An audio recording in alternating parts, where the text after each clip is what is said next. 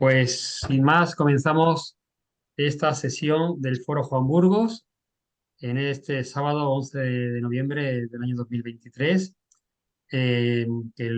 nos trae un tema, bueno, nuclear para nosotros como partido y más allá de como partido, que algunas personas a las que estoy conectando posiblemente no seáis del mismo, para mucha gente. Esto de la pobreza, al final de la pobreza, la política como instrumento de erradicación de la pobreza o de agravamiento, ¿vale?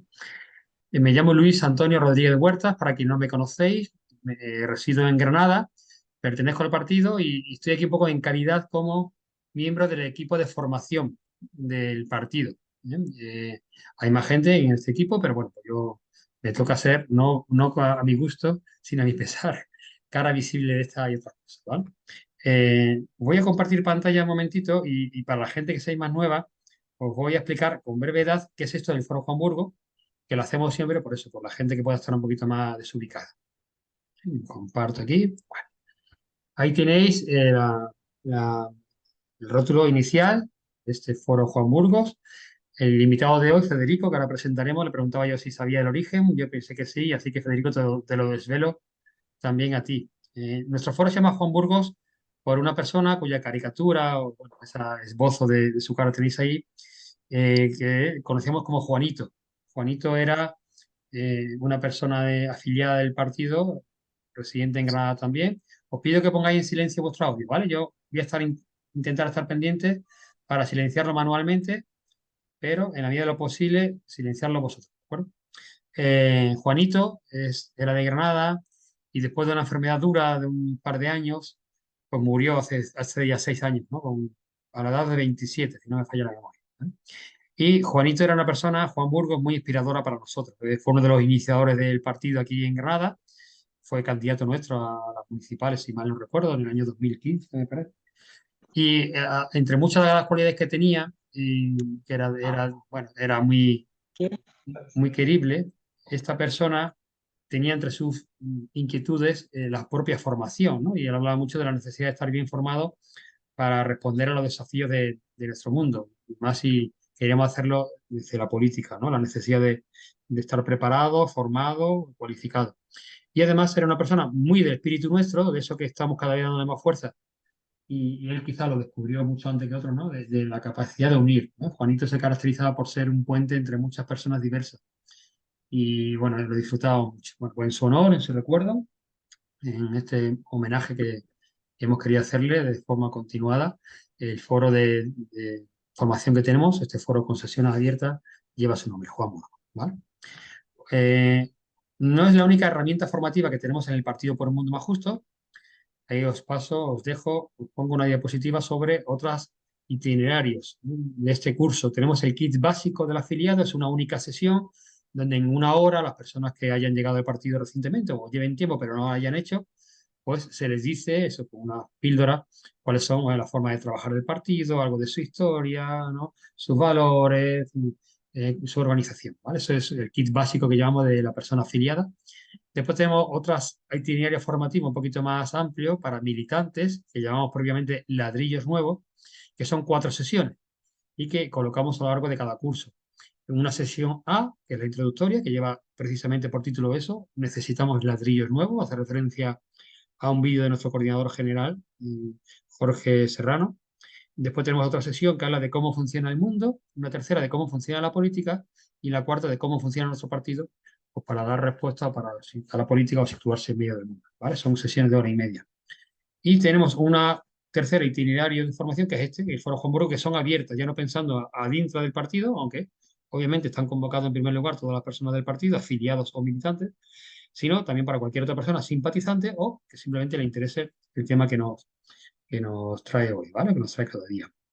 Estas sesiones, por eso lo estamos grabando, después las colocamos en nuestro canal de YouTube y ahí tienen muchas visitas, ¿no? Os tengo que decir que la última que tuvimos, que fue en octubre, donde estuvo Antonio Sieira, precisamente el fundador del partido y fundador de Ignis Energía, nos habló de energía, fue muy bien acogida y sin estar todavía publicada, sin siendo todavía una grabación que tenemos en oculto en el canal de YouTube, es decir, que solo pueden acceder las personas que hayan recibido el enlace directamente, ya lleva más de 800, si no me equivoco, 800 reproducciones. Pues estamos viendo que esto pasa, que normalmente Hay alguien que tiene el audio por ahí y no encuentro yo quién es. Sí, por favor, apagad vuestro audio para que no se nos solape. Vale, no sé quién es porque no consigo verlo ahora mismo. Bueno, pues decía que eso tiene ya más de 800 reproducciones, la de Antonio. Está en YouTube, lo grabamos para después difundirlo en abierto. Ahora mismo está en oculto la de Antonio porque siempre buscamos un momento idóneo para difundirlo, ¿no? Pero igual haremos conectar. A ver, otra persona ha encendido el audio, por fin. Estás pendiente de poner en silencio vuestro micrófono, porque si no, tenemos problemas de acoplamiento y demás. No sé quién está haciendo, no sé quién está haciendo. A Carmen, de silencio, Carmen, que estaba en sonido, no sé si eras tú. Bueno, una última herramienta formativa que en el partido queremos poner en marcha es una escuela de verano, ¿eh? Que ya lo venimos adelantando en estos foros y en otros espacios del partido.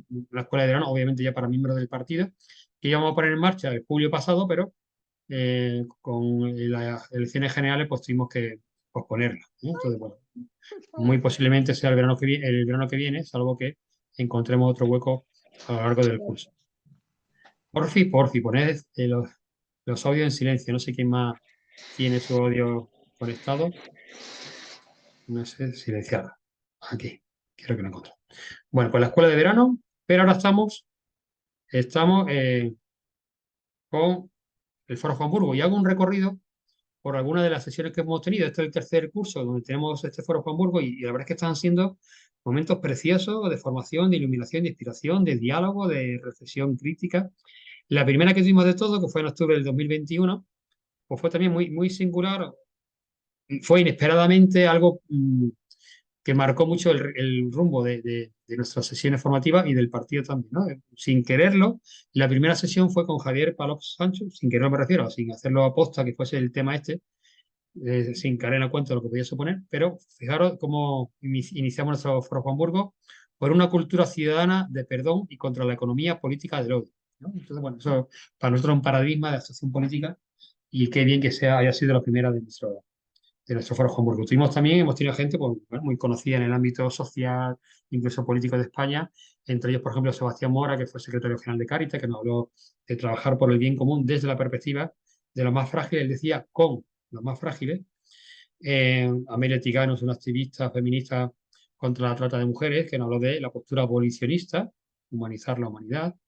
Marta Higuera, que fue teniente alcalde de Madrid, que nos habló de los independientes en la política. Enrique Lluch, un economista de Valencia, que nos habló de qué economía necesitamos para cambiar el mundo, la economía de lo suficiente, hablábamos en ese encuentro con él, la economía de lo suficiente. Tenemos un formato diferente, que no es una única persona, sino que vienen varias y se hace una mesa de diálogo.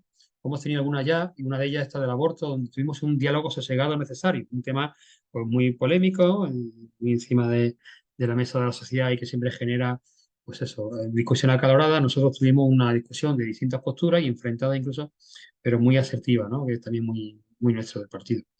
Hemos hablado mucho del sur, hablamos de problemas del sur, a problemas locales, ¿no? Pero del sur para nosotros sigue siendo una mirada también preferente. Y pues tuvimos a María del Mar Magallón, hablándonos de mirar al sur para transformar el norte. Hemos hablado también de Marruecos como un país fronterizo, cómo construir una política fraterna entre países vecinos. Hemos tenido a Virginia Domingo, que era presidenta de la Sociedad Científica de Justicia Restaurativa en España, también con otro foro precioso que nos habló de un camino necesario aún para transitar la justicia restaurativa, ¿no? Hablamos de Afganistán, la deuda pendiente con ella, con un ex coordinador de la ECIS. Hemos hablado de la nueva ley de cooperación con Arturo Angulo. Y bueno, pues la última que tuvimos, como digo, fue Antonio Sieira. Nos la tituló Todo lo que siempre quisiste saber sobre la energía y nunca te atreviste a preguntar. ¿Vale? Bueno, aparte de esta, pues tenemos ahora a Federico. El fin de la pobreza es una decisión política y desde aquí hasta que acabe el año, hasta diciembre, tenemos otra en diciembre con Patuca Fernández, muy conocida en el ámbito de la migración y los derechos de las personas excluidas, que nos hablará de hacia una política migratoria justa y fraterna. Y antes de acabar el curso, después de la de Federico, concretamente el día 22, tendremos una mesa de diálogo que también es muy nuestro. Sabéis que hemos declarado como un partido pluriconfesional y vamos a tener una sesión de diálogo entre 5 personas de diferentes creencias, convicciones, tradiciones espirituales, algunas trascendentes y otras no, de la aportación de las espiritualidades a la construcción política y social. Precisamente Federico, nuestro invitado, y yo ayer coincidíamos en algo, algo cercano a todo esto que hubo en Granada. Pues hablaremos de eso en una mesa de diálogo con una persona eh, musulmán, una persona protestante, una persona unificacionista, una persona católica y una persona que trabaja desde el ámbito de la conciencia personal. ¿Eh? Bueno, pues nos quedamos ahora ya después de esta presentación con Federico Velázquez de Castro, que no lo voy a presentar yo, sino como solemos hacer, lo va a presentar otra persona. Para eso le voy a pedir a ver, que lo encuentre por aquí, y entre los que estáis presentes, a ver. Ahora, a Mokhtar. Mokhtar va a ser quien nos presente, añadir como destacado. Voy a quitar el compartir, ¿vale? Aquí está Mokhtar y Mokhtar va a ser la persona que nos presente a Federico Velázquez de Castro. Mokhtar, que es una afiliado del partido, originario de Guinea Conakry, pero actualmente residente en Granada. Y bueno, participa también en muchas plataformas y actividades con nosotros. Y él va a ser el que nos presente a Federico. Así que activa tu audio, Mokhtar, y te escuchamos. ¿Quién es Federico?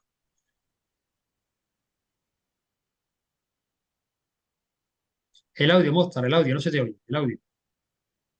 Tienes que activar el audio.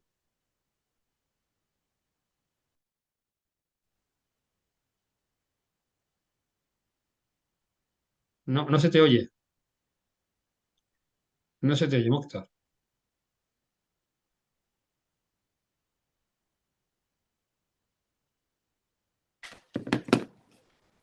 No.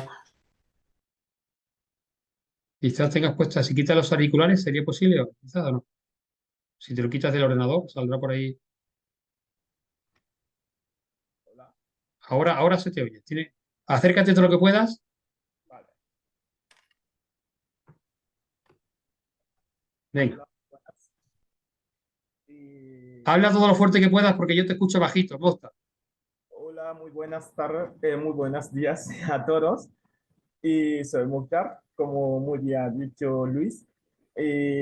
Ahora mismo vivo en Granada y creo que algunos me conocen aquí y otros no. Bueno, ahora mismo soy parte de la coordinación de Mundo Más Justo en Granada también y participo en algunas actividades.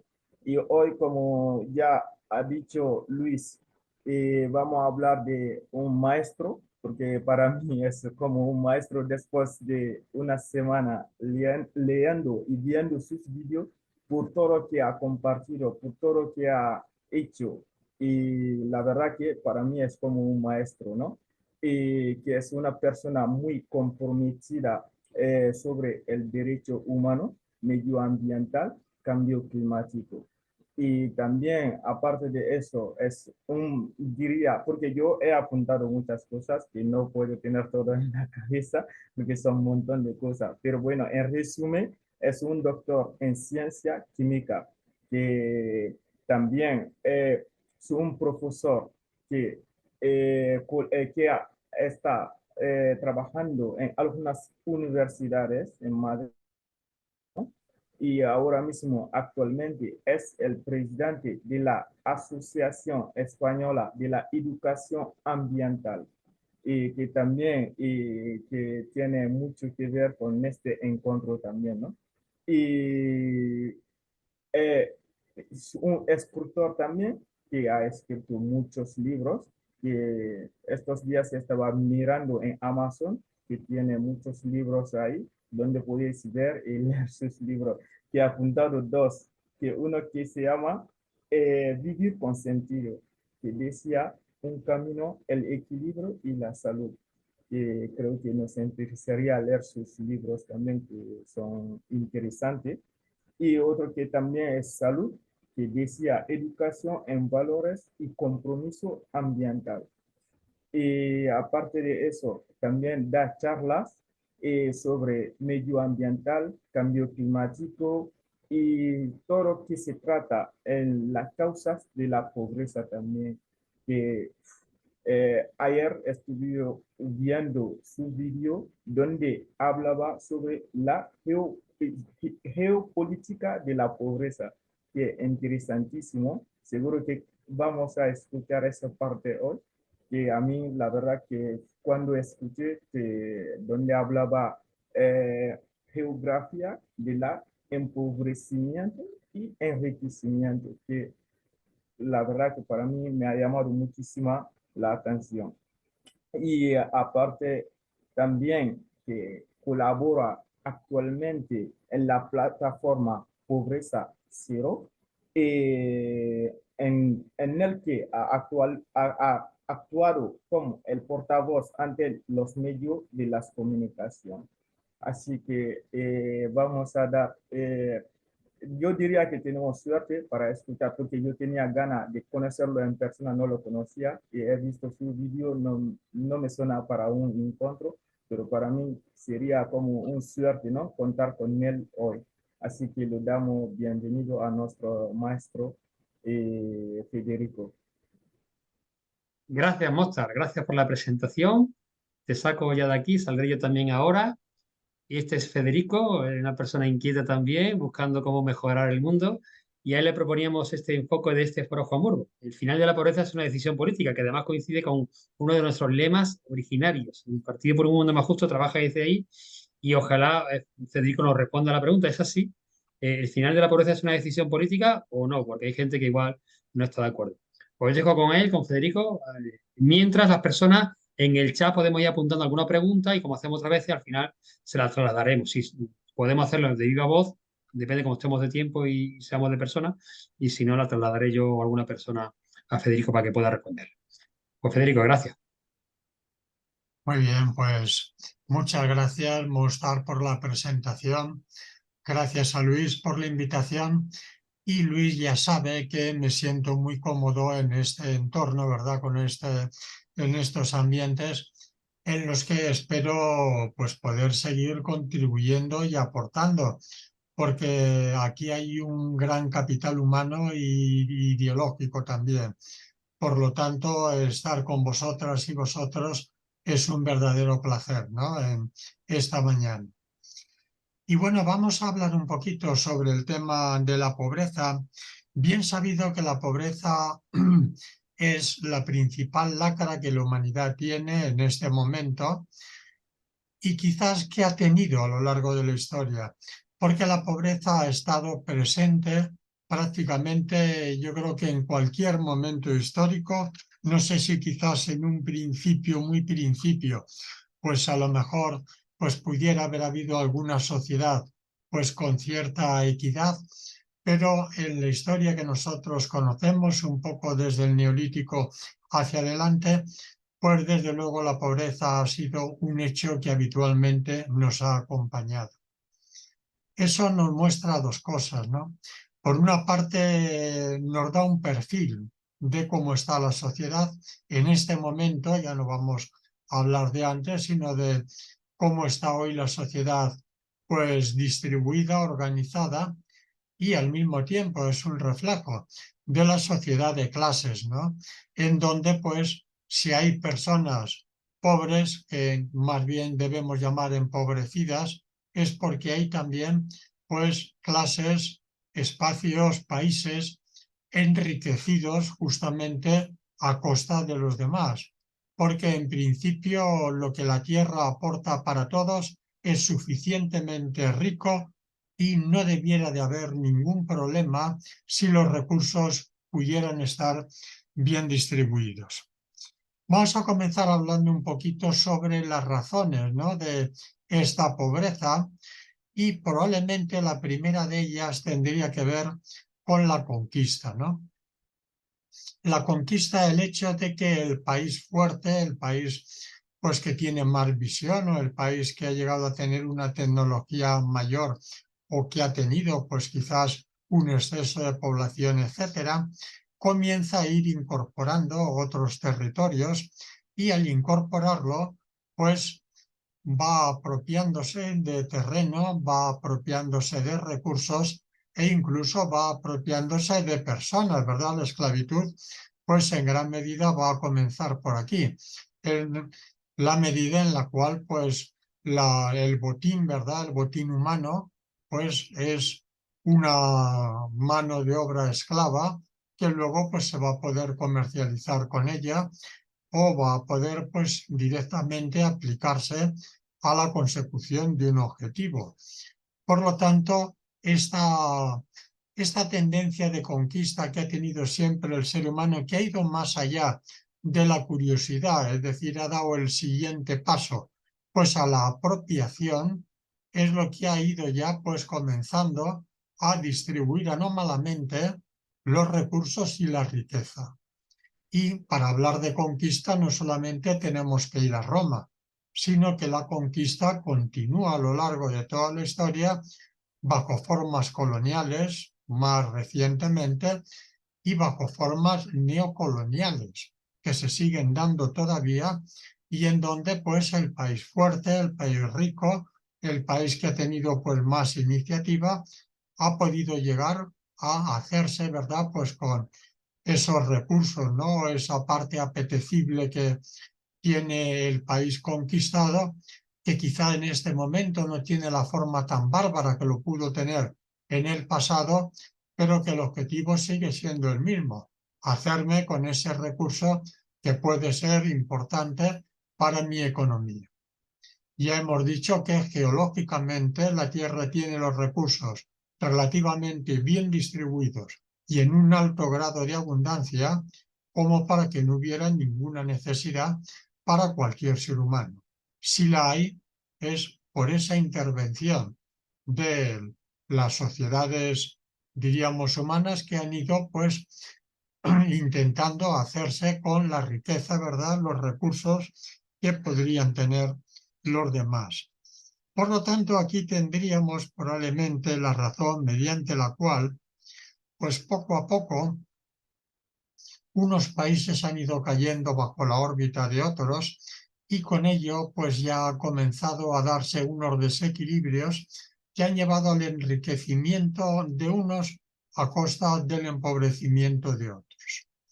Si ahí añadimos razones geopolíticas por las cuales un país no solo es interesante por lo que el país contiene, sino también por lo que el país representa dentro de una órbita, pues diríamos, de influencia geopolítica, entonces ahí la conquista o la presencia o la apropiación ha sido todavía mayor, porque pues ha supuesto que muchos países del mundo han podido jugar pues un papel de peones, ¿verdad?, según qué determinadas potencias, para poder desde ellas pues controlar o contener el avance de otro área de influencia pues que se suponía que pudiera competir, ¿no?, con el área del primer país. Claro, eso ha llevado también a que las élites locales, cómplices en esa propuesta imperialista, ¿no?, esa propuesta de apropiación por parte de uno de los países invasores, pues haya aprovechado, ¿verdad?, pues el papel que se le atribuía no solo para ejercer como un gendarme interno, sino para sacar también provecho de pues todo el mecanismo apropiatorio que se daba dentro de ese propio país y quedar con una buena tajada. Es el caso, por ejemplo, de Centroamérica, convertidos los países en fincas particulares de sus correspondientes tiranos, caso, por ejemplo, de la República del Congo, el antiguo Zaire, donde cuando muere Mobutu, pues lo hace con un capital de 4.000 millones de dólares. Por lo tanto, ese es un dinero que lo ha obtenido a costa de la propia explotación que ha hecho de sus pueblos. De manera que ahí las élites locales han actuado como cómplices en esa, diríamos, conquista, ¿verdad?, que se ha hecho del país, y ellos también han sacado la mejor tajada posible a sabiendas de que su papel era fundamental para mantener un cierto orden o equilibrio dentro de la zona. Añadamos a esto pues la presencia de guerras, por ejemplo, la presencia pues de daños ambientales que ya están empezando a dejarse notar y en los cuales pues se provoca un número importante de refugiados que van dejando unas tierras que han sido habitualmente suyas para pues en fin, abandonarlas porque cada vez pues aportan menos. Desde luego tendríamos que tener también presente el tema de la deuda como algo que ha supuesto pues una enorme losa para muchísimos países, que desde los años 70, el año 73, 74, comenzaron a ver un dinero fácil que ponían los países pues, más beneficiados por el petróleo y que a partir de ahí la situación cambia y ya prácticamente los presupuestos de muchos países empobrecidos se destinan solo a pagar los intereses más que la propia deuda. En fin, todo eso sin duda alguna forma una amalgama de razones que contribuye a que pues el país débil, el vulnerable, el invadido, el conquistado, el colonizado, pues se vea mucho más limitado en el acceso a unos recursos que podrían suponer su supervivencia y desde luego en muchos casos su bienestar. Podríamos, por ejemplo, hoy hablar de Guinea Ecuatorial, un país que perteneció a España en su momento y cuyo Producto Interior Bruto es muy superior al español. Claro, cuando algunas veces, hipócritamente, los grandes gendarmes de la humanidad hablan de que intervienen aquí o allá en aras del restablecimiento de los derechos humanos o la democracia, parece que no miran a este país, con un PIB mayor que el de España y con una pobreza enorme, lo cual sorprende porque si en ese país la riqueza se redistribuyera de una manera apropiada, sería uno de los países con mayor bienestar del mundo. Pero claro, el hecho de que tenga un petróleo al servicio del mundo occidental le hace a este mirar una vez más hacia otro lado, mostrando nuevamente la cobardía que el mundo occidental tiene y permite que los tiranos que van gobernando el país pues vayan aumentando también su capital particular a costa del sufrimiento del pueblo.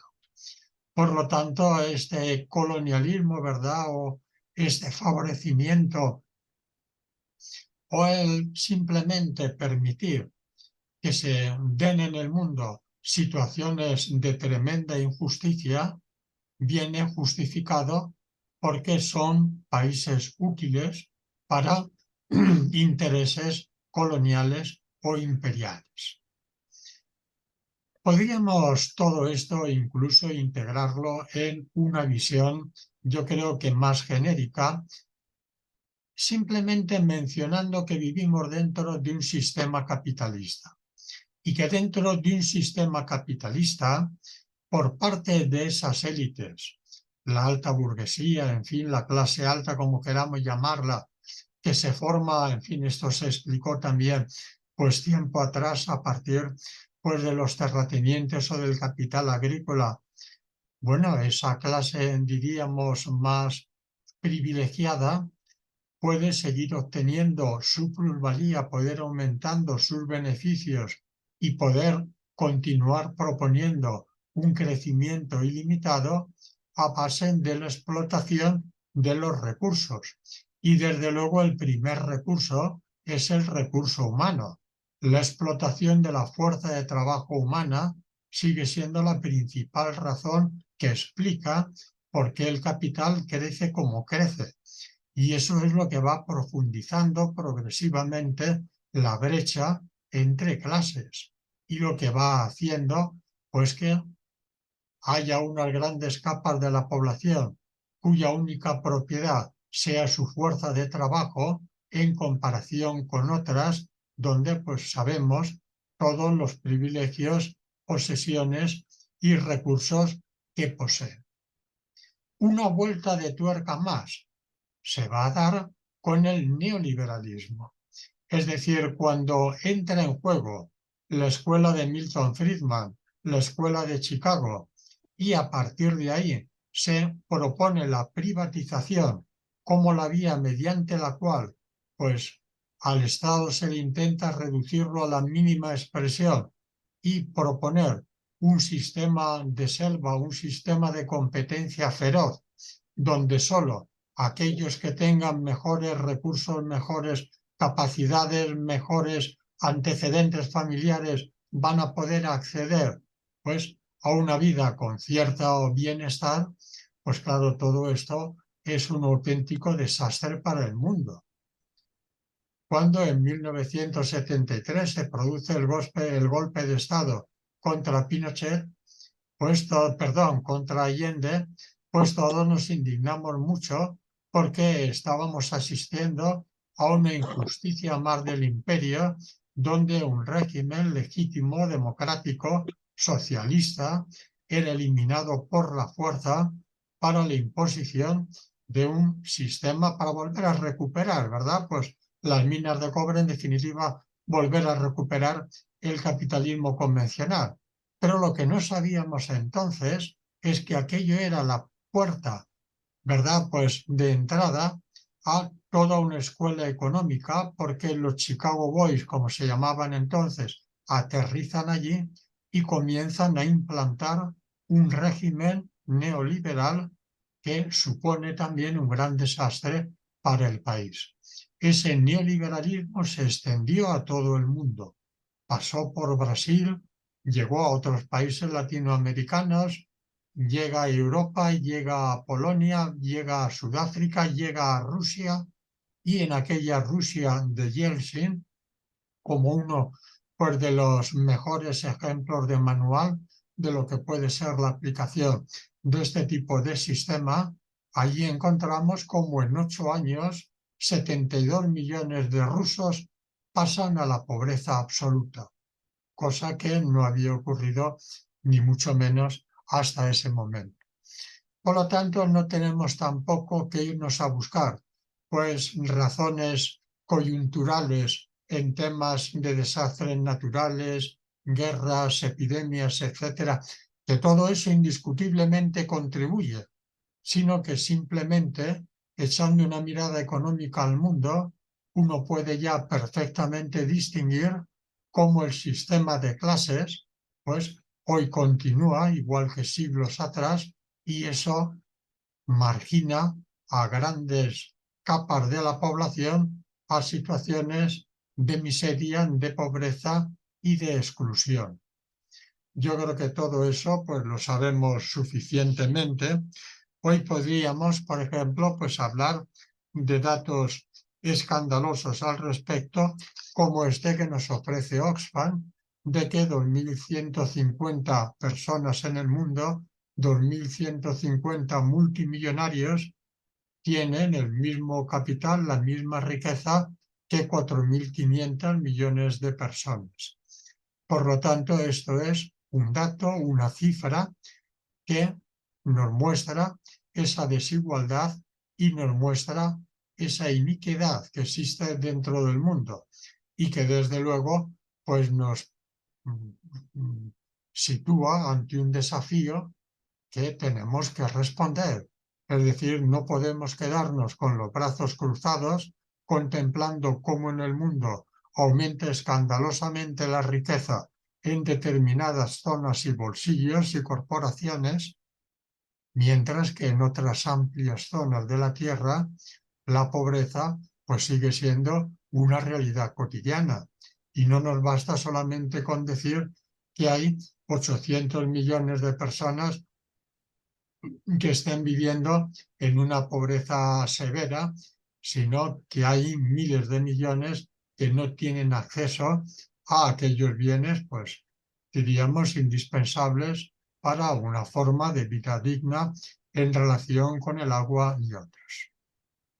Pues bien, el tema de esta charla iba no tanto para hablar de las causas, que esto someramente lo hemos esbozado, sino sobre todo para hablar de las soluciones, es decir, cómo actuar frente a la pobreza y cómo demostrar que la pobreza tiene hoy, podría tener hoy, si nos lo propusiéramos, podría tener hoy solución. Bueno, debo de empezar comentando que no soy muy partidario de los tipos de ayuda asistencial.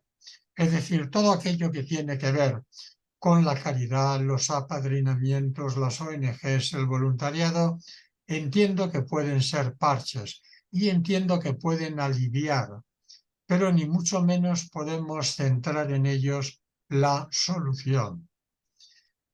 Mucha gente bien intencionada y algunos que probablemente solo busquen acallar la conciencia pueden recurrir habitualmente a estos medios. Mucha gente, probablemente incluso pues de las clases más favorecidas o más enriquecidas, pues puedan ellos también decir, oye, yo hago donativos, ¿no? Apoyo a esta entidad, a esta ONG o a esta otra. Bueno, eso alivia. No nos vamos tampoco a discutirlo ahora, pero la solución, ni mucho menos, puede venir por ahí. Y en muchos casos, cuando te encuentras algunos sujetos o algunas corporaciones que esgrimen, ¿verdad? Y presumen, pues, de apoyo y de donaciones, aquí más bien tendríamos que cuestionar una actitud hipócrita del que por una parte explota y se enriquece y luego pues quiere dar algunas migajas para poder compensar o tranquilizar, yo no sé si su conciencia o la conciencia de los demás. Por lo tanto, a la hora de plantear una finalización de la conciencia, no sería yo muy partidario de poner sobre la mesa vías de ayuda asistencial que, insisto, en un momento de crisis, en un momento de desastre, pues pueden ser necesarias o quizás pues para, en fin, el dar un alivio, ¿verdad? Pues, pero ni mucho menos deben de ser las herramientas definitivas. Terminar con la pobreza es una decisión de voluntad política, porque hoy conocemos, y en otro tiempo no. Esto no lo habríamos planteado quizá hace un par de siglos o más, porque probablemente entonces ni conocíamos la génesis de la pobreza, ni tampoco quizás tuviéramos los medios. Pero hoy sabemos cómo se produce la pobreza y sabemos también cómo podríamos atajarla. Cuando hay voluntad política, la tecnología y los medios no pueden faltar. Y me vais a permitir que os comente un caso que, por mi formación ambiental, pues conozco bien, que sería la trayectoria que llevó a la aprobación del Protocolo de Montreal para la salvaguarda de la capa de ozono. Bueno, pues se trata sencillamente de que en los años 70 del siglo pasado están ya produciéndose masivamente unos productos químicamente extraordinarios, aquellos que se llamaban CFCs, tenían más de 3.000 aplicaciones, estaban en nuestras casas, estaban en las butacas, estaban en la refrigeración, estaban en los sprays, cuando pues se descubre que aquellos productos podrían dañar algo tan imprescindible para la vida como es la capa de ozono.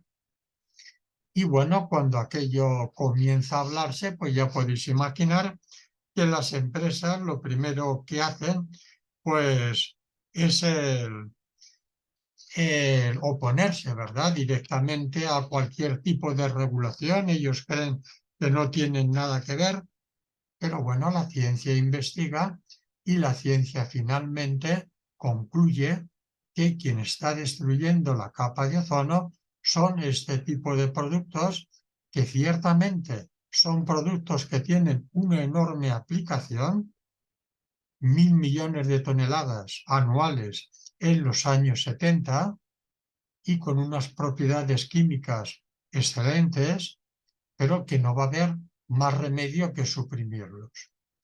Entonces, bueno, pues fue un momento donde intervinieron todos los actores y todos, empresa, administración, grupos ecologistas, sociedad civil, ciencia, todos concluyen que no hay otra vía que eliminarlos.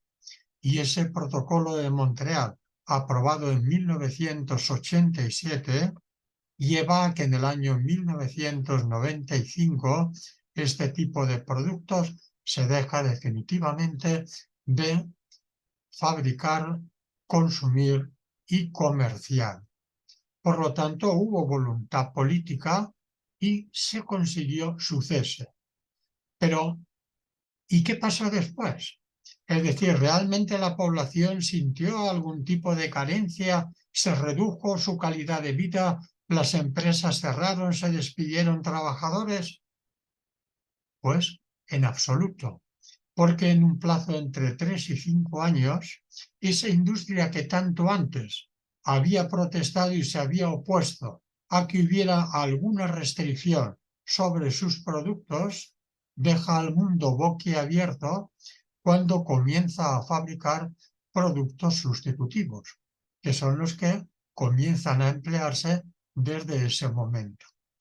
Por lo tanto, es un caso claro de que cuando se ha detectado que existe un problema, cuando hay la suficiente participación e implicación de todos para su resolución, los medios técnicos no faltan. Podríamos hablar algo parecido en el tema de la COVID. El tiempo tan extremadamente corto en el que aparecen las vacunas, y no una, sino diferentes en diferentes laboratorios. Por lo tanto, todo ello es una muestra de que cuando se quiere, se puede. Cuando existe voluntad política, pues los medios materiales, humanos, no faltan.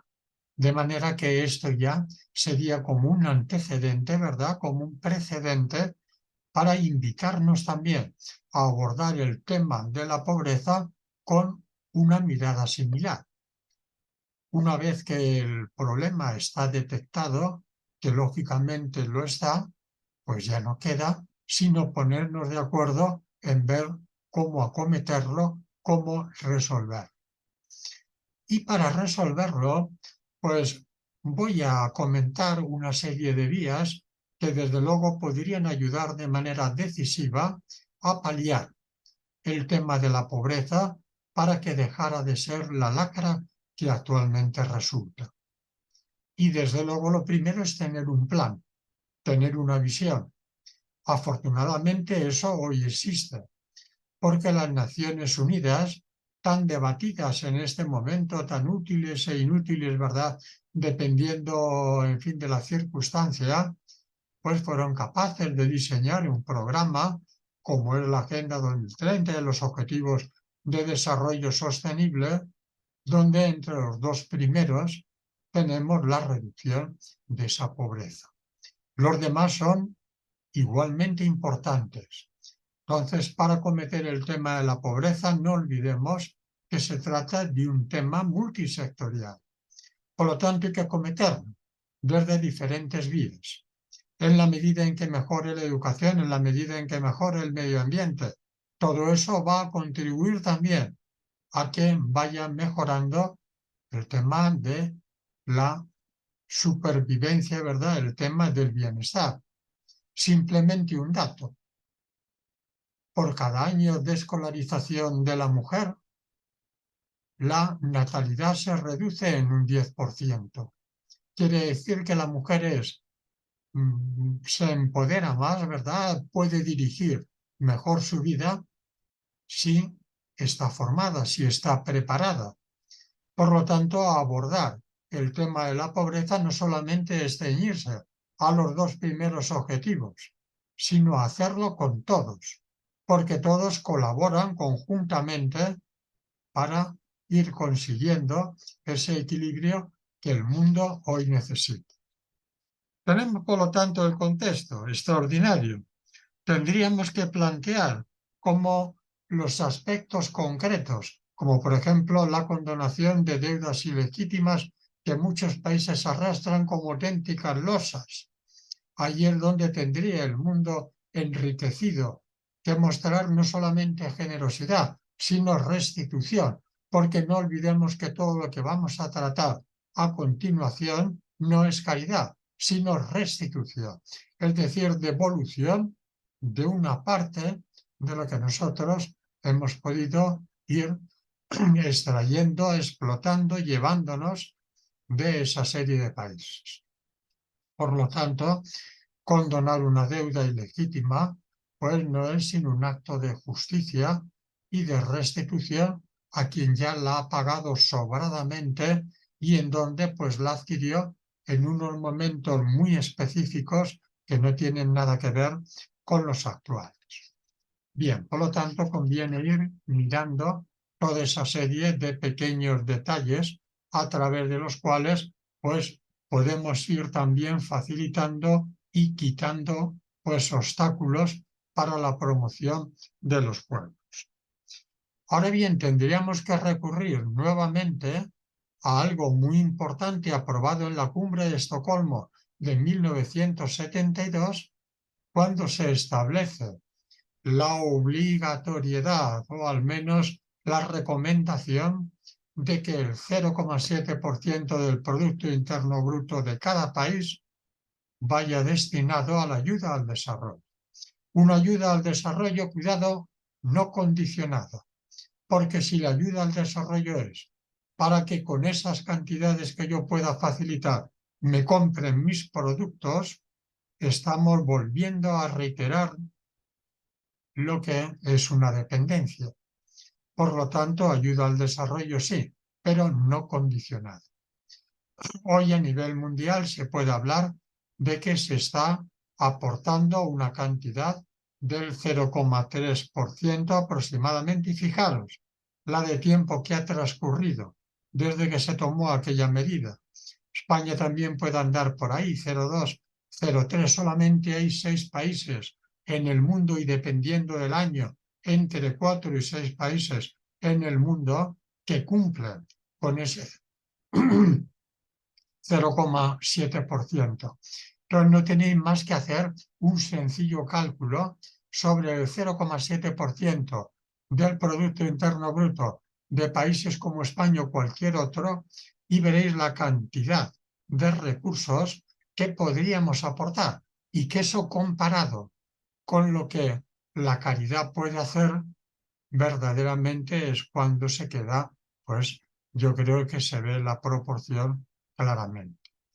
Por lo tanto, ahí tenemos, yo creo que una recomendación restitutiva para apoyar a los pueblos empobrecidos para que vayan tomando las riendas de su propio desarrollo. Por otra parte, no estaría de más el mirar también nuestros propios presupuestos para encontrar en ellos cuánto gasto inútil podría ir destinado a causas pues mucho más justas, ¿verdad? De manera que ahí tendríamos desde la pequeña proporción que hoy se está concediendo para todo lo que es la tauromaquia, por poner un caso, hasta, y esto ya son palabras mayores, los gastos militares.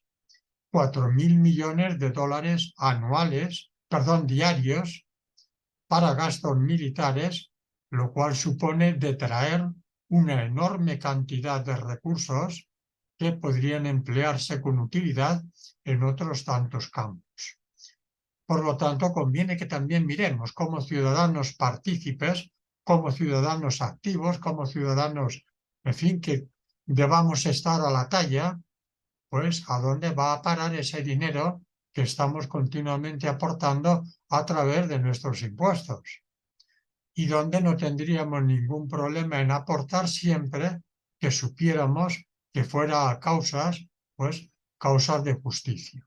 Por lo tanto, ahí tendríamos también algo que no deberíamos perder de vista. Bueno, ahora hablaríamos algo en relación a los temas de agricultura y ganadería, que también están bastante relacionados con el equilibrio económico que tiene actualmente el mundo.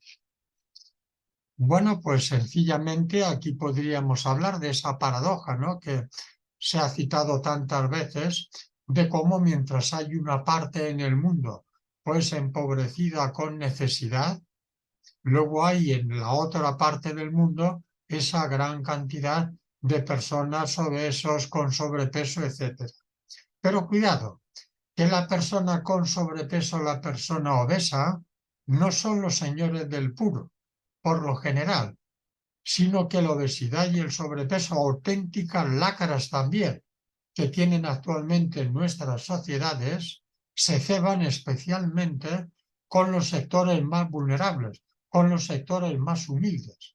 Son las clases trabajadoras, las que por si no tenían poco, con todas las condiciones hostiles que tienen que soportar en sus trabajos, en sus barrios, en sus pueblos, ahora también las encuentran en la alimentación, porque la política criminal de las grandes multinacionales o transnacionales alimentarias consiste en enganchar a través de alimentación basura a las capas más vulnerables.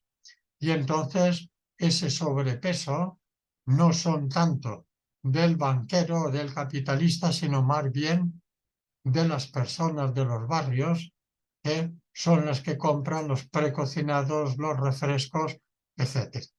Por lo tanto, a veces esa caricatura también hay que contextualizarla y no verla como a veces nos ha enseñado. Pero qué duda cabe que hoy la distribución de la tierra es una distribución también anómala.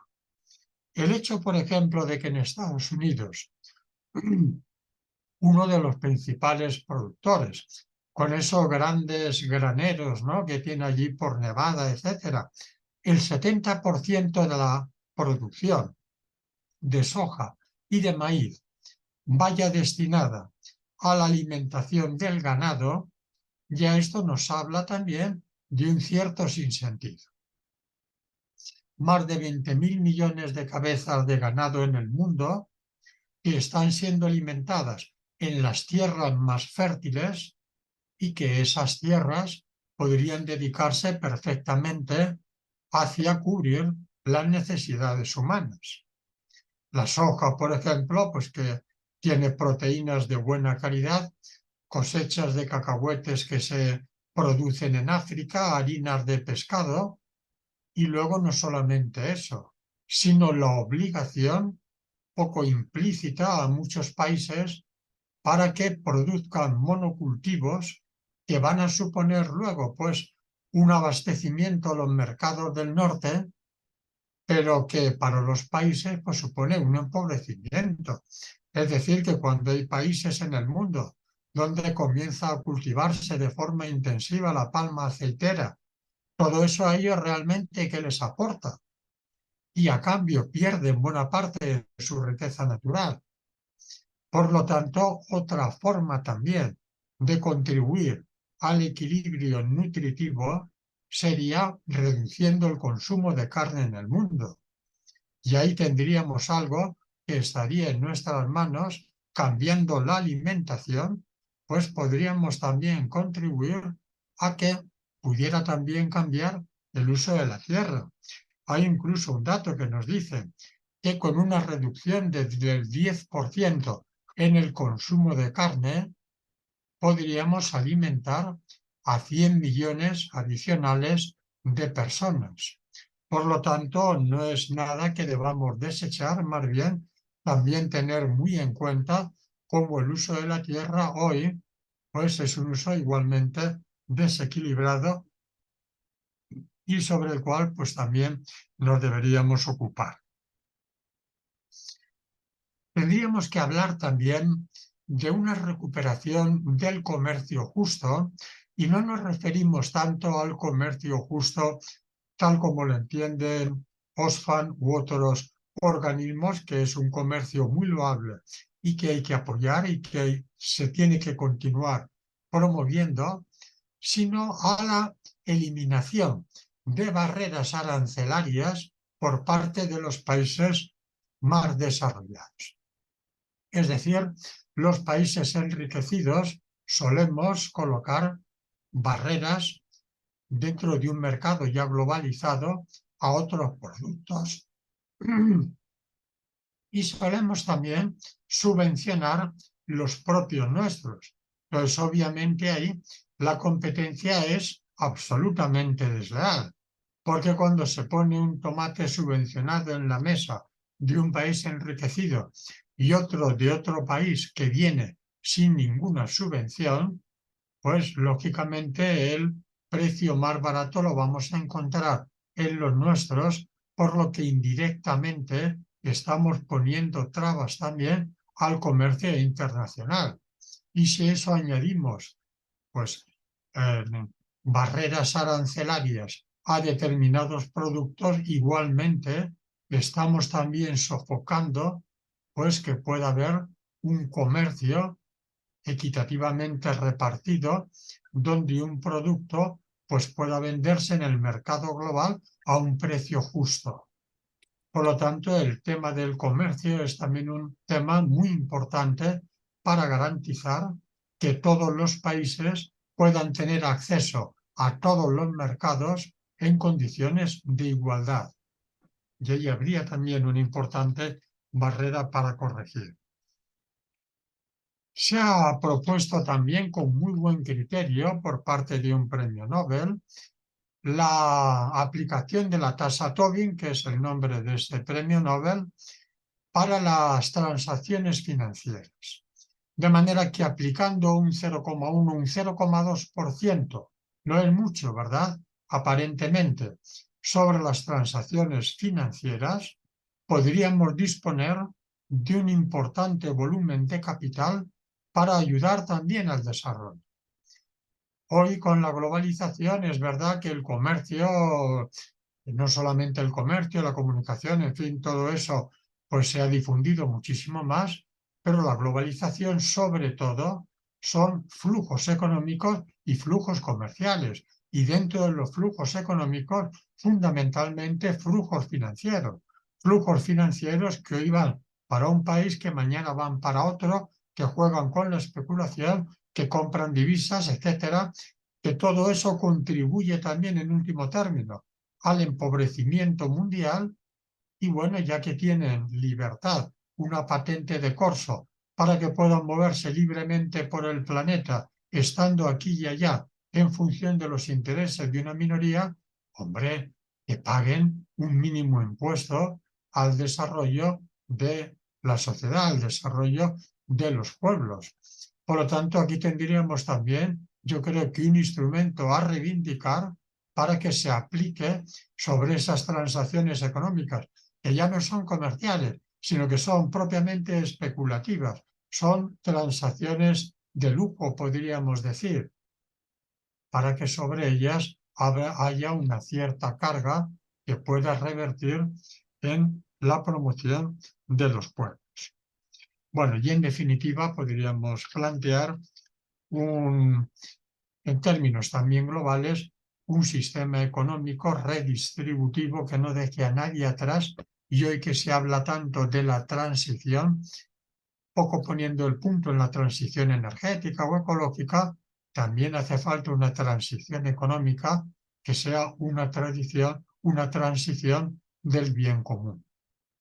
Una transición basada fundamentalmente en el valor del trabajo frente al valor del capital, que apueste por un trabajo digno y decente, en donde el sueldo sea importante sin duda, pero también las condiciones, y en donde pues se transite hacia esa economía del bien común que tiene pues muchos nombres, economía solidaria, etcétera, que en definitiva lo que supone es integrar a todos en el desarrollo de su vocación, en el desarrollo del servicio, y que de esta manera pues vayamos caminando hacia sociedades donde el trabajo sea el eje central, y a partir de ahí pues redistribuyendo la riqueza todos puedan tener acceso a él. Bien, pues vamos a terminar hablando acerca de qué podemos hacer, ¿no? Qué es lo que estaría en nuestra mano en relación con la erradicación de la pobreza, porque ya hemos hablado de la importancia de las medidas supranacionales, ¿no? Podríamos comentar, pero ¿qué es aquello que puede estar en nuestra mano? Bueno, pues sin duda alguna, con un estilo de vida coherente, donde uno quiere ser, como decía Gandhi, el cambio que quiere ver en el mundo, pues debemos de aproximarnos a esos productos de comercio justo, a esas finanzas éticas, a esa economía del bien común, al consumo responsable, etcétera. Todo eso, sin lugar a dudas, contribuye y de qué manera para el equilibrio, aunque todavía pues, su alcance sea un alcance pequeño. Por lo tanto, bajo esa perspectiva, pues ahí tendríamos una serie de buenas prácticas que yo creo que todos debemos realizar y probablemente todos realizamos. Pero al mismo tiempo, como ciudadanos, ¿verdad? Como partícipes del mundo, deberíamos también de estar atentos para ver cómo la política está respondiendo a ese desafío genérico que es la pobreza, tanto a nivel local como a nivel global. Tenemos que ver también como ciudadanos cómo nuestros ayuntamientos están gestionando los presupuestos de tal manera que aporten, pues fundamentalmente, para paliar aquellas necesidades de los más vulnerables. Por lo tanto, antes que atender también a caprichos de festejos, etcétera, hay que mirar si esas necesidades se encuentran cubiertas o no y presionar todo aquello pues que sea necesario a través de los partidos políticos, las juntas de distrito, etcétera, en fin, por todos los medios para lograr que esto sea una prioridad en los presupuestos municipales. Y de la misma manera con los partidos políticos. Hay también que presionar sobre ellos para que antes también de responder a cuestiones que pueden ser secundarias en nuestro mundo, dediquen ese 0,7% o un presupuesto lo suficientemente importante para contribuir a la reducción de la pobreza, que debiera de figurar como el objetivo principal. Luego ya lo demás ya veremos. Pero eso no podemos permanecer impasibles mientras que haya cualquier hermano que esté pasando necesidad y que sepamos cómo podríamos reducirlo. Por lo tanto, ahí nuestra actitud debe de ser, por una parte, con las buenas prácticas personales, paralelamente a una actuación política o a una observación política, para que desde las instancias políticas haya una respuesta a estas demandas. Y si además de eso nos implicamos en alguna organización, asociación, partido, que tenga como objetivo no solamente la caridad, sino como objetivo también trabajar por el fin de la pobreza, como en esta casa en la que ahora mismo estamos, ¿verdad? Pues desde luego, pues con mucha más razón. En síntesis, pues la pobreza continúa siendo el problema ambiental más importante, lo primero. Lo segundo, hay medios para poder terminar con la pobreza. Y lo tercero, esos medios son medios personales y medios colectivos. Tenemos que concienciar, sensibilizar a la población para que actúe de una forma coherente, no promoviendo esos circuitos del consumo incesante que en definitiva continúan empobreciendo. Es decir, cuando vayas a comprarte una camiseta y te la encuentres a €1, pregúntate si verdaderamente ese producto es un producto que éticamente lo tienes que adquirir, y trabajando también a nivel político. No olvidemos que hay un arma de la no violencia muy importante, que es la no colaboración. Es decir, el hecho de que yo puedo decir que no a todo aquello que suponga una lesión para mí o para los demás. Por lo tanto, yo debo también de trabajar en ese ámbito de la no violencia activa para objetar y para rechazar todo aquello que el sistema me presente y que yo entienda que no es aceptable. Por lo tanto, el fin de la pobreza tiene que ver con la voluntad política, pero tiene que ver también con la implicación de todos los ciudadanos, donde más allá de que en mi sector me suban un 5%, me suban un tanto por ciento, todo eso es una minucia, comparado con el objetivo fundamental, que es que no haya ningún ser humano que esté pasando necesidad en el mundo cuando vivimos en una tierra tremendamente generosa. Por lo tanto, ahí todo esfuerzo será bienvenido y además necesario para hoy continuar avanzando pues, a ese mundo mejor, ese mundo nuevo que todos soñamos. Y por mi parte nada más, os agradezco muy sinceramente la atención, el haber podido compartir con este partido el que tanto aprecio, el que hayamos podido reflexionar sobre este tema y por mi parte pues podemos disponer de algo de tiempo, si os parece, para alguna pregunta si la hay o si no, pues bueno, como Muchas gracias, todos, ¿eh? Federico, muchas gracias. Bueno, Bueno, aparte de tenernos ahí enganchado tu reflexión, yo me harta de tomar notas. Ya te había escuchado otras veces, pero siempre hay cosas nuevas que me incluyo, ¿no? Ahí en mi acervo de planteamientos personales.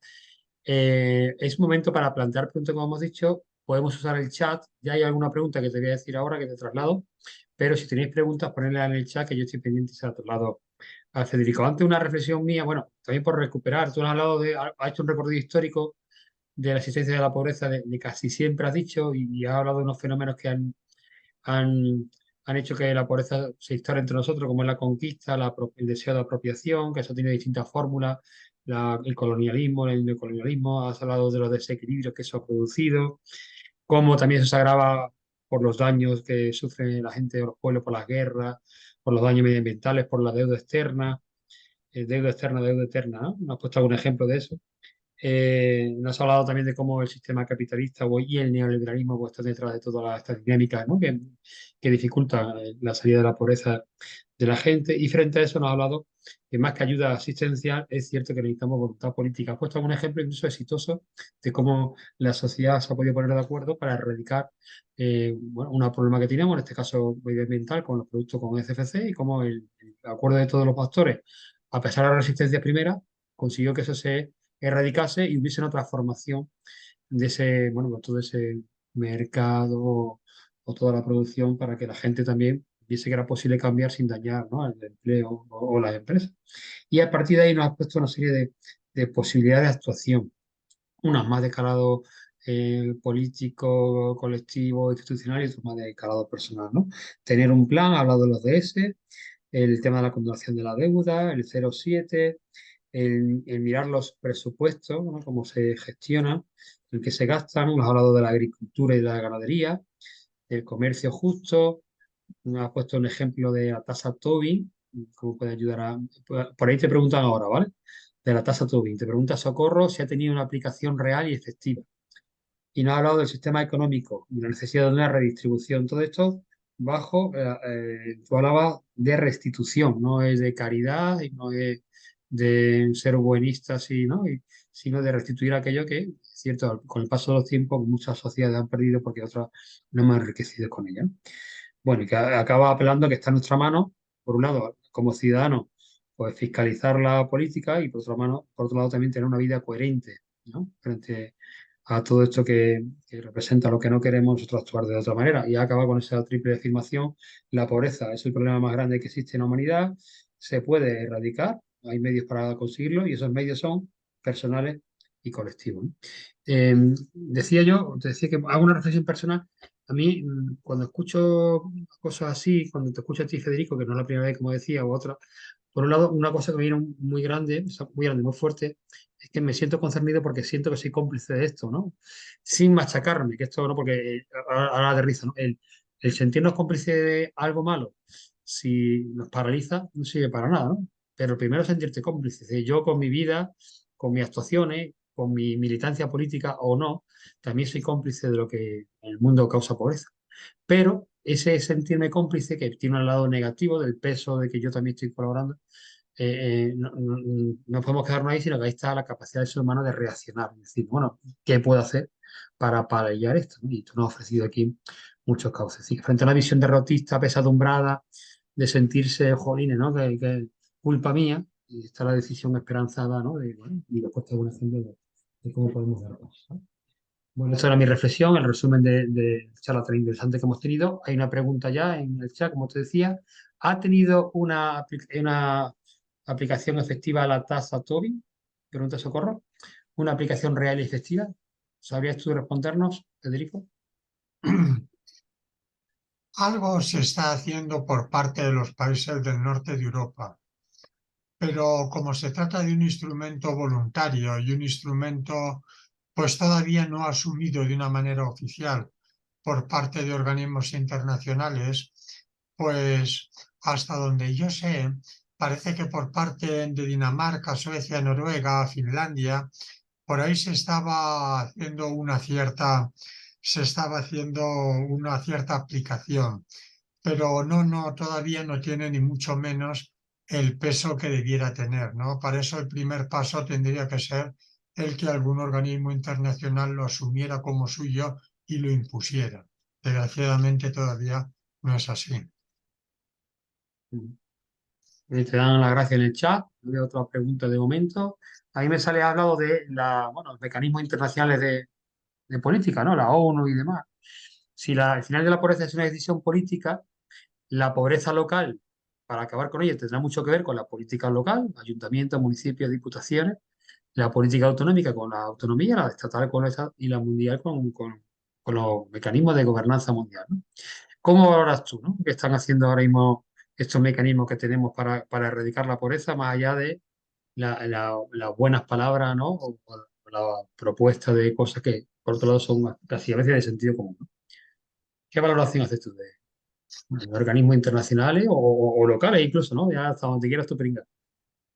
No, bueno, hay por una parte los objetivos de desarrollo sostenible, que en principio yo creo que son muy interesantes porque marcan metas. Eso es lo importante, es decir, no son declaraciones ambiguas, ¿no? Como en otras ocasiones, sino que tienen metas e indicadores. Entonces todo esto ayuda porque solamente cuantificando es como puedes saber si verdaderamente avanzas o no. Entonces el contexto parece que está puesto. Luego otra cosa es en qué medida luego esto se lleva a la práctica o no, porque hoy uno ve cómo cuando una empresa hace alguna determinada actuación, te dice cubro 5 objetivos de desarrollo sostenible, pero está bien, ¿no?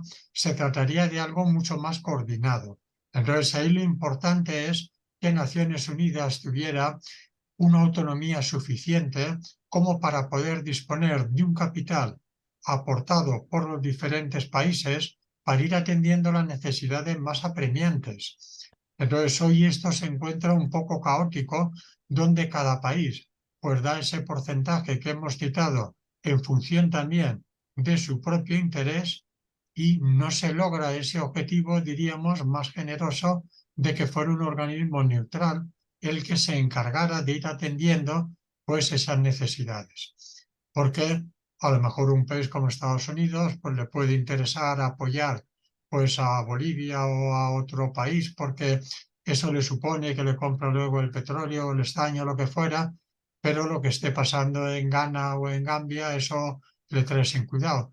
Entonces de ahí el interés de que fuera no solamente una cuestión de cada país, de decir, bueno, yo estoy aportando esta cantidad, sino que un organismo internacional es el que va marcando cuál es la hoja de ruta y las necesidades que se van cubriendo. Esto, desgraciadamente, pues no se hace. En fin, ahí es donde tendría que haber también una mayor implicación política.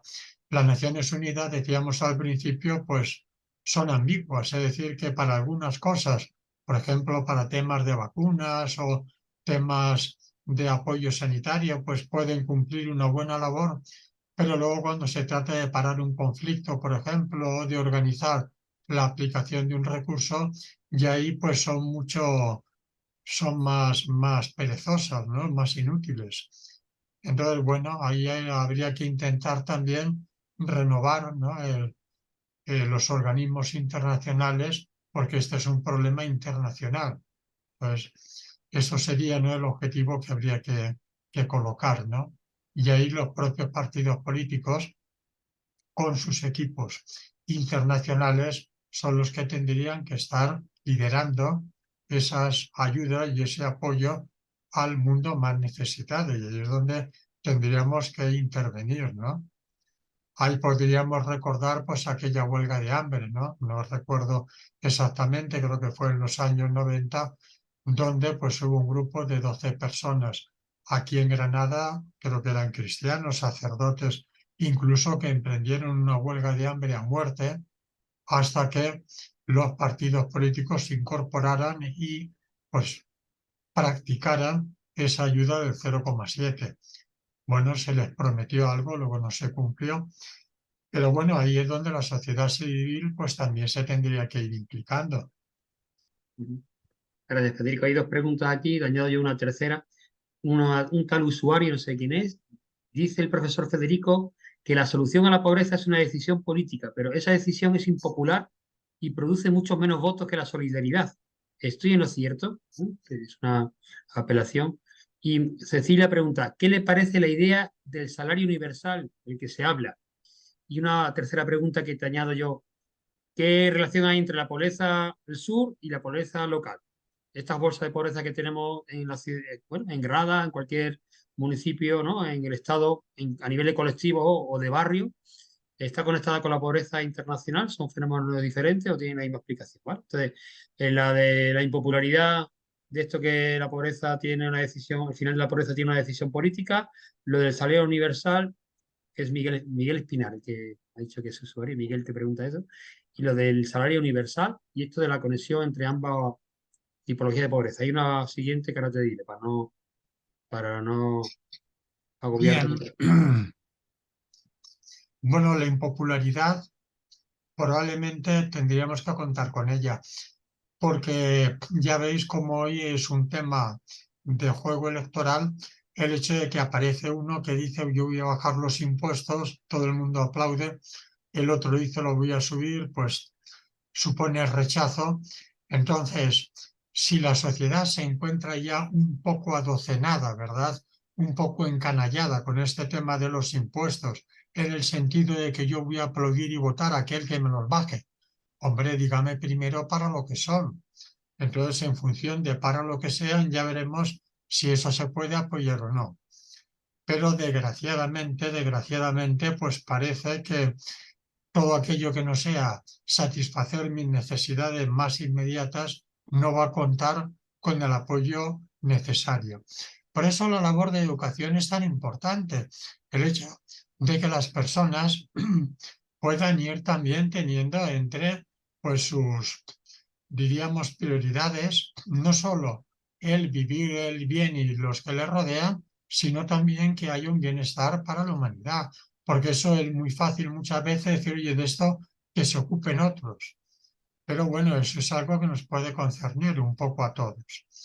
Por lo tanto, hay que contar con esa impopularidad y por lo tanto hay que trabajar para que la conciencia política de la gente aumente y para que las personas puedan llegar pues a tener ese nivel de decisión, ese criterio de decir, bueno, a mí porque me digas que me bajan los impuestos, eso no me significa nada. Todo lo contrario, ¿no? Puede ser incluso hasta un criterio para que yo no te apoye, ¿no? Por lo tanto, impopularidad probablemente ahora sí, pero desafío también que nos plantea de elevar el nivel de educación para que sepamos que estamos llamados a compartir algo al menos de lo que tenemos. Lo segundo, sobre el salario universal, pues hombre, yo no tenía ahí ningún problema en ese tipo de propuesta. Claro, ahí lo que se trata es de que todo el mundo pueda tener acceso a un trabajo, ¿no? Y en la medida en que no hubiera ese trabajo para todos, habría que repartir y habría que redistribuir. Porque si es cierto que hay unas necesidades que tienen que ser necesariamente cubiertas, también todo el mundo quiere sentirse útil. Y entonces trabajar ya no es solamente una cuestión de obligación, ¿verdad? Como un mandato o un castigo, ¿no? Que tendríamos, sino que el trabajo es la vía mediante la cual tú pones para los demás lo mejor que tienes. Entonces, bien, de acuerdo en que llegue una renta universal para todos, pero no podemos ni muchísimo menos quedarnos satisfechos con eso, porque lo que debemos de ir viendo es que todo el mundo pueda tener acceso al trabajo y que por lo tanto todo lo que la persona gane en función o todo lo que a la persona le llegue en función de esa renta universal, pues la persona por su propia dignidad debe también de equilibrarlo con lo que la persona aporta. Por lo tanto, salario universal, renta universal, sí, pero con la condición de que se redistribuya el trabajo y se redistribuya la riqueza. Y en último término, la interconexión, pues quizás la interconexión pueda venir en función de que hoy tenemos un mismo modelo económico que rige para todo el mundo. Entonces, ese mismo modelo económico que va buscando el beneficio, la rentabilidad para el capital que invierte, pues tiene la misma mirada, diríamos, explotadora aquí en España que la puede tener en Centroáfrica. Son situaciones diferentes, el nivel de desarrollo de tecnología es distinto, los recursos son también distintos, pero yo creo que a todos nos puede aunar el que estamos bajo ese modelo común. Y bajo ese modelo común, todo aquello que en un momento dado nos sirva para la obtención de un beneficio, inmediatamente es eliminado. Eso ocurre aquí y allí, es decir, en los países del norte y en los países del sur. Pero obviamente hay unas características propias de cada zona, pues que deben ser tenidas en cuenta a la hora de plantear una política encaminada hacia la reducción de la pobreza. Pues te sigue dando las gracias y un par de preguntas más que te traslado y con esto vamos a ir terminando. José Ramón desde Asturias te daba gracias por el comentario que ha hecho en torno al tema de la obesidad y el sobrepeso. Parece ser que a él le toca como educador también ese tema. También hablan de tu rigurosidad, de la claridad, que dice Soco desde Granada. Cecilia ha vuelto a preguntar o a plantear, ¿sería posible que algunos países poderosos dejaran que una organización internacional les obligue a hacer algo que no les interesa? Entiendo aquí que está diciendo que qué complicado es esto, ¿no? Que un país poderoso deja que vaya un organismo superior que le diga lo que tiene que hacer, ¿no? Para acabar con la pobreza. No sé si tiene algún comentario al respecto. Bueno, probablemente hasta ese nivel, pudiera no haber problemas, porque cuando estamos hablando de que se alcance un mínimo de dignidad vital, probablemente nadie se opondría a ello porque no supondría mermar los beneficios de nadie. Otra cosa sería si comenzamos a plantearnos seriamente ese reparto de la riqueza, esa redistribución de la riqueza, el otro nuevo enfoque de la economía, naturalmente que hay quien tiene el poder, pues no lo va a permitir, ¿no? Ahí lo que yo digo muchas veces es que jugamos con una herramienta de apoyo que es la propia realidad y que en la medida en que sea la realidad la que vaya mostrando pues lo que en cada momento se necesita, probablemente eso nos vaya ayudando también para ir planteando en cada momento unas reivindicaciones, ¿verdad? Unos presupuestos u otros. Pero para alcanzar ese mínimo en donde se tenga acceso pues, a un nivel de vida mínimamente digno, se tenga acceso al agua potable, se tenga acceso al saneamiento, se tenga acceso a la educación, se tenga acceso a la salud. Yo creo que hasta ese nivel no deberíamos encontrarnos tampoco con un rechazo frontal porque pues, las grandes empresas saben que sus beneficios están procediendo hoy de otra serie de puntos, ¿no? De otra serie de fuentes. Por lo tanto, yo creo que en ese camino podemos entrar en principio pues con cierta libertad, ¿no? Pero bien sabido, ¿no? Que en el momento en que podamos tocar lo que puede ser pues una fuente de beneficio o de abastecimiento o un recurso vital para un país o una corporación, pues nos vamos a encontrar con una oposición. Pero de ahí a que este Mobutu tenga un capital de 5.000 millones de dólares, pues yo creo que hay un trecho que ahí es donde debemos hoy de trabajar. Mira, la última pregunta te la traslada José Ángel de Tenerife. Has hablado ya tú algo de esto. Cada día estoy más convencido de que las formas de hacer las cosas en la lucha contra la pobreza tiene que ser acabando con el asistencialismo y la beneficencia. En este sentido, todos los organismos políticos y sociales no deberían desarrollar sus proyectos generando proyectos educativos que generen beneficio para que todos puedan solucionar sus problemas desde la formación y el trabajo digno y no con ayudas sociales. Y habla, por ejemplo, de los microcréditos, ¿no? En lugar de dar dinero a fondo perdido también, pues dar microcréditos para que la propia población, país, Estado, organización, quien sea persona, encuentre los propios recursos para tirar para adelante, ¿no? Y no tire de asistencialismo. Sí, completamente de acuerdo. Es decir, se trata de ir promoviendo la soberanía de los pueblos, hacer a los pueblos cada vez menos dependientes y en ese sentido esa soberanía viene a partir de la autogestión de sus recursos y ahí los microcréditos pues pueden jugar un papel muy importante, ¿no? Sin lugar a dudas. No, la decisión, desde luego, de terminar con la pobreza es política, eso no hay duda. Todo lo que sugiere a nivel de formación, pues muy bien, porque empodera, es decir, va formando liderazgo y de lo que se trata es de romper dependencias a todos los niveles. Entonces, todo lo que pueda suponer un empoderamiento, ¿no? Una promoción, una formación de los pueblos, pues ahí hay una herramienta que es también indispensable, sin duda. Bueno, pues ya son la 1 menos cuarto. Hasta esta hora nos hayamos comprometido con Federico y con todos los que estáis participando. Hemos estado hasta 35 personas conectados. Ahora somos un poquito menos, ya la gente se va yendo. 26 estoy viendo. Pero bueno, un buen número. Y después, como sabéis, lo subimos a YouTube y esto después es visto por muchas más personas. Ha sido un placer tenerte, Federico. Gracias a la gente que nos había acompañado. Y bueno, qué duda cabe que esta charla o este foro de modo particular entroncaba directamente con nuestra razón de ser como partido, ¿no? El final de la pobreza es una decisión política. Así que ha sido, bueno, un regalo, ¿no? Tenerte hoy para iluminarnos, darnos pistas y compartir contigo esta mañana. Gracias, gracias, gracias. Pues muchas gracias para todos. Igualmente, adiós, adiós, adiós.